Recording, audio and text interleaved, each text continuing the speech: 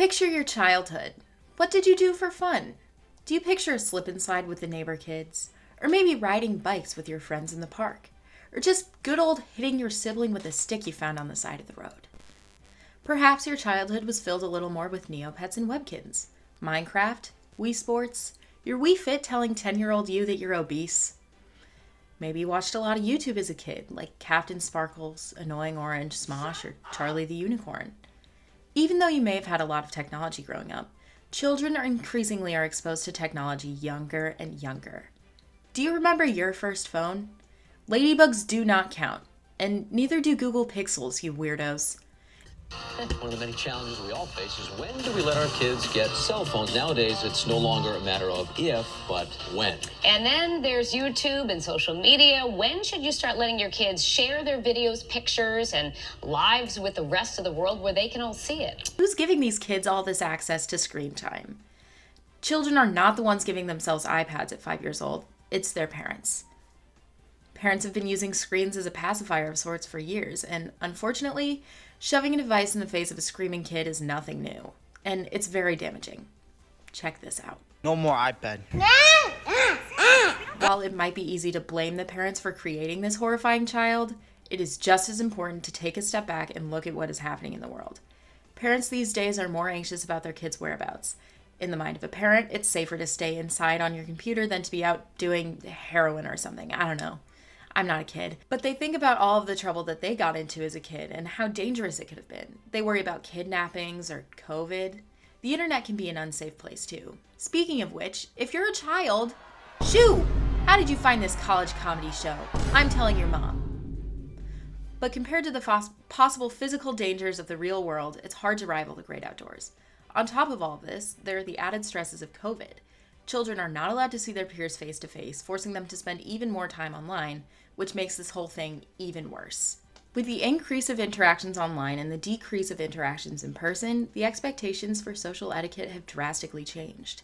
Children are rarely interacting with people their own age outside of their immediate family, and not to sound like my grandpa, but back in my day, this was our hangout spot. As opposed to what kids have now, which is just undeniably worse. With school being online and in-person interactions being out of reach, children are not learning the critical social skills that they would normally develop while playing on those little flat scooters during gym class. The super damaging part of this comes when you consider that spending more time looking at a screen worsens mental health, and unfortunately, this is leading to the isolation of our children. And because baby boomers' favorite pastime seems to be making life harder for everyone who's actually able to get out of a chair without pulling a leg muscle, academic expectations have skyrocketed in the months following the shutdown of schools. Teachers are now able to track nearly every aspect of a student's screen time, and they're using this invasion of privacy to babysit younger children and make sure that they're staying on topic during Zoom sessions. The burden of success in school is still being placed on students, but now without the added benefits of social interaction and friendship that schools usually provide. When a lot of us were kids, the only technology that we had in classrooms were the overhead projectors that spit out heat, and when combined with the lights out, it was the perfect recipe for like a little in-class nappy poo. But now, with the drastically changing nature of technology in classrooms, even if students aren't doing their schoolwork entirely online, it is nearly impossible to complete a full day of learning without a device. This creates a huge problem for low-income students in public schools with less reliable access to online resources, which any human being would hate, but I'm sure Betsy DeVos probably loves that. Speaking of things that Betsy DeVos hates, it's time to receive a quality education. Holy shit, you fucking killed her, dude! We now interrupt this program for a brief crash course on Maslow's hierarchy of needs. Maslow's hierarchy of needs is a really important concept to understand how kids are able to feel safe and wanted in the classroom, which is crucial for allowing kids to achieve academically. Most children's hierarchy of needs are not being met in the classroom. There's a real fear of going to school with the threat of getting sick. Seriously, kids are germ factories. Schools are breeding grounds for disease. Why are their hands always so goddamn sticky? Because kids are also having to maintain grades in a pandemic, the mental health of our students is rapidly deteriorating. If students are taking classes in person, their safety is not being accounted for in terms of COVID. And if they're taking their classes online, they're not feeling a sense of belonging with their peers, on top of all the the risks that come with technology exposure. We now return to regularly scheduled Beaumont programming. Even before the mandate of online schooling, there has been a rising issue with the amount of time children are spending on screens, and it is changing how kids are. The youth of today are at more of a risk to develop depression and anxiety than ever before, and it is directly correlated to how much media that they're consuming. Check out a couple Nikocado Avocado videos and you'll understand.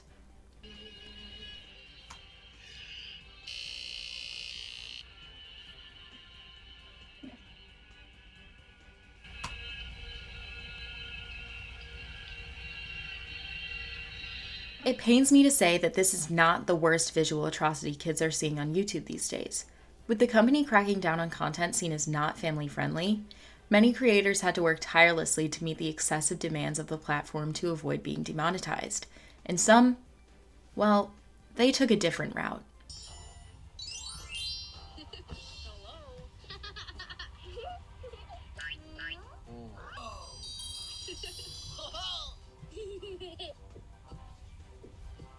This snippet was taken from and I use this term with heavy scrutiny, a children's animation channel.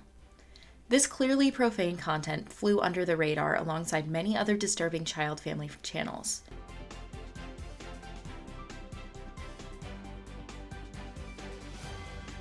Now, you may be thinking, well, YouTube has a ton of videos on it. There's no way the company could find every tiny little channel that makes trashy content and stop them. Buckle your seatbelts, baby brains, and check out these numbers with me.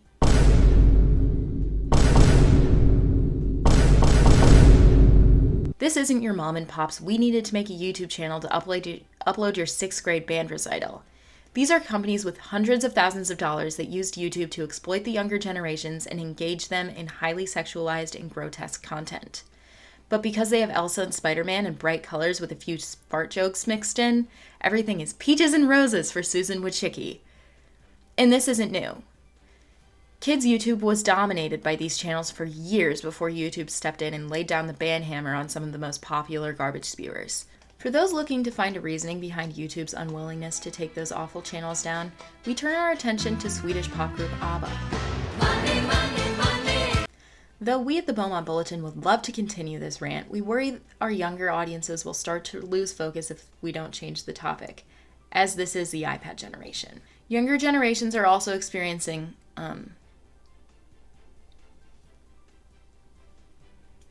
lower attention spans. With everything being one click away, children are not able to develop the skills needed in order to be content waiting. This also relates to a child's creativity and imagination.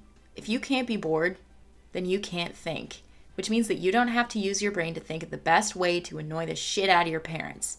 And that's an essential part of the development process. Sorry, Mom. Children these days have the patience of your dog waiting for food to be put in their bowl. Or those assholes that sing, 1, 2, 3, that's enough for me, when you've been drinking from the water fountain for 3 fucking seconds. Media is being shoved in their face at all times, and this causes them to not be able to develop an imagination. Where is there time to be creative if all the ideas that you could possibly think of are being pushed out by a screen? Not having a fully developed imagination is like going to Conrad's after 2 p.m. The lights are on, but no one's home. This is making children not be able to problem solve and think critically. So today's kids are going through a lot, just like the rest of us. This is important to remember. It's not just you, Cheryl. We're all in a pandemic. Even your little shitbag, Brayden.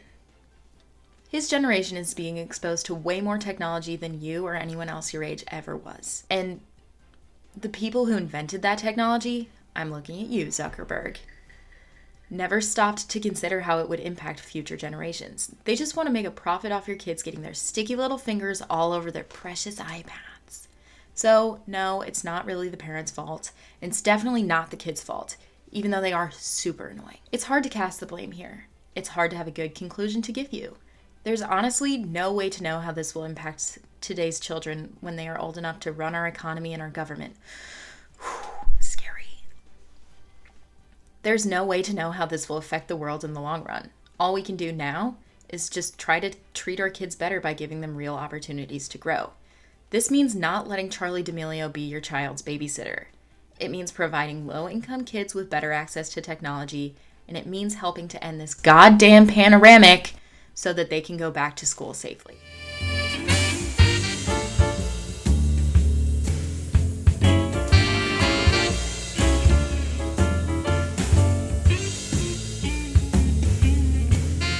Thank you so much for watching the Beaumont Bulletin. Click here to watch our newest videos, click here to watch our best videos, and click here to subscribe. Subscribing is fun. We love subscribing. Bet you won't. Ha ha. Yay. Subscribe. Woo! Charisma.